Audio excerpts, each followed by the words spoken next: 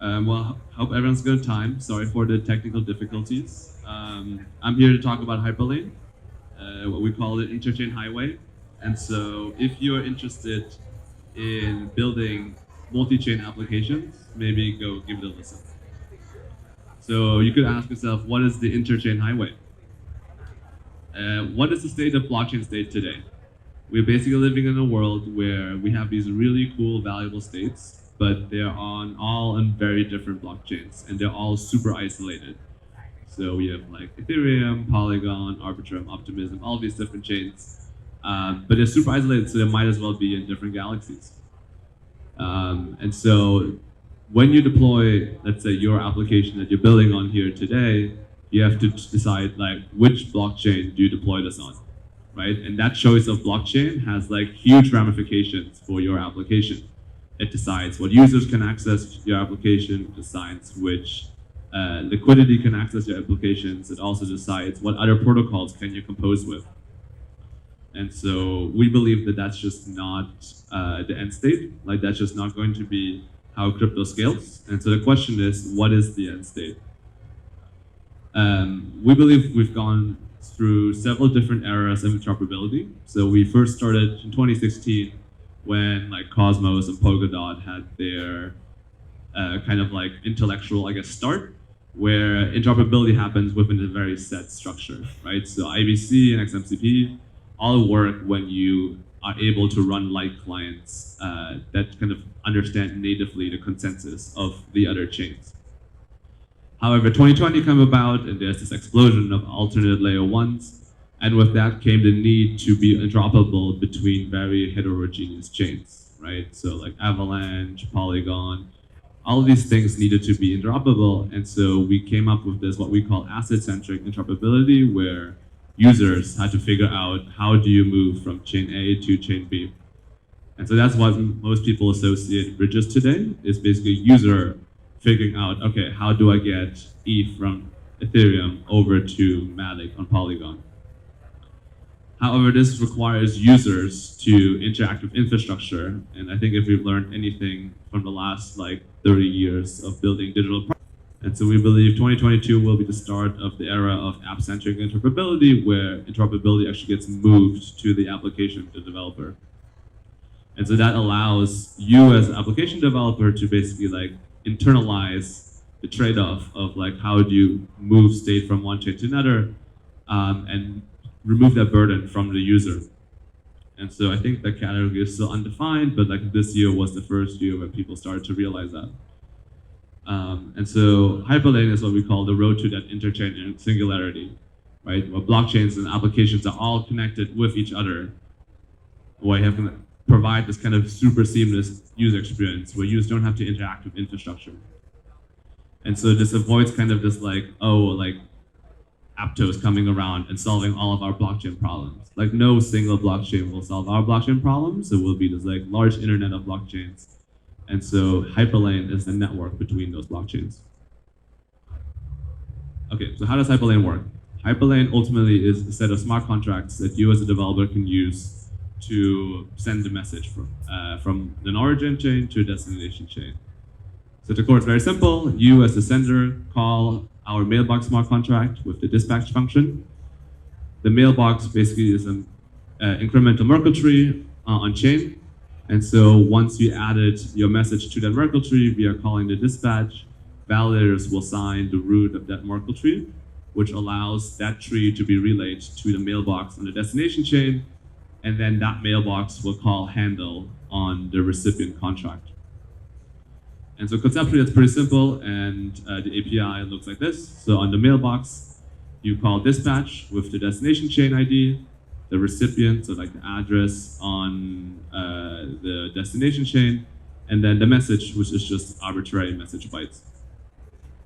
Note that in this case, the recipient is not an address type, but the bytes 32, because while we are currently only supporting the VM, other chain environments may have not just 20 bytes for an address identifier.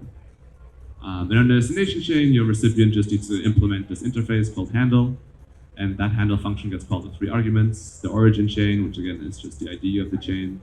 The sender, just the entity calling dispatch on the origin chain, and then the message itself.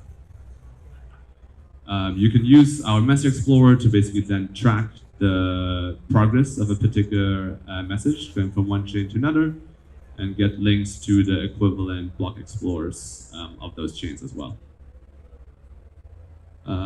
Normally I would show you a demo here, but I'm just going to keep going. So at the base, that's any interoperability protocol, right? Like the passing of arbitrary message bytes. But what we realized is that a lot of times people actually, people always want to do more than just send arbitrary bytes. And so the message API is very much unopinionated in the sense that you can send anything you want. But oftentimes applications have like very specific things that they want to do, and developers would have to kind of specify that themselves in terms of like how to structure basically intent. And so common things like ownership, we can basically abstract away in what we call interchain accounts. So basically interchain accounts allow smart contracts to securely control an account on another blockchain. And so think of it basically as like a custom proxy account for a particular sender on origin chain. And that proxy account will basically make arbitrary calls as defined by the owner on the origin chain. So it's a slightly more complicated than the original messaging API, but basically you still call dispatch on an Hyperlane contract. That Hyperlane contract will serialize your call onto the messaging API, will relay that to the destination chain. The Hyperlane contract will basically relay that call to that custom ICA, which basically acts as a proxy of the sender. And then the ICA will make that specified call as specified by the sender. And so the really cool thing here is that the origin chain interface looks very the same, right? You can call dispatch, the destination chain, the recipient, and then the data, which is just like the ABI encoded function calls. But then on the destination chain, you have to have no Hyperlane specific contract, because the ICA just makes that function call for you. And so that allows, I think, developers to build these kind of cross-chain interactions without even much less surface area. Again, we normally have a demo, but I'll keep going. The next kind of API that we have is interchain queries. So again, normally you could totally build this yourself, but we realize that oftentimes developers, what they want to do is on an origin chain, just be able to read state on a destination chain. And so we have a very simple API for that as well. You call query on the Hyperlane contract with the call that you want to make on the destination chain, as well as a callback that will be called on the origin chain with the result of that remote view call. And so, yeah, you can see this here. I'm going to speed up a little forward. On the origin chain, you once again have this very simple interface. You have a destination chain, the target on the destination chain, the ABI encoded view call, and then the callback. And once again, on the destination chain, you have to have no surface area. We'll do a demo, we'll do it later if you want. And then the last API that we can present is the liquidity layer API. So message API only sends data, it does not send value. There's a whole topic that I'm happy to go into. Find me offline if you care about basically the question of canonical versus wrap tokens. The Hyperlane's liquidity layer is basically a unified interface that will allow you to use multiple value bridges, like the recently announced Circle's native USDC bridge.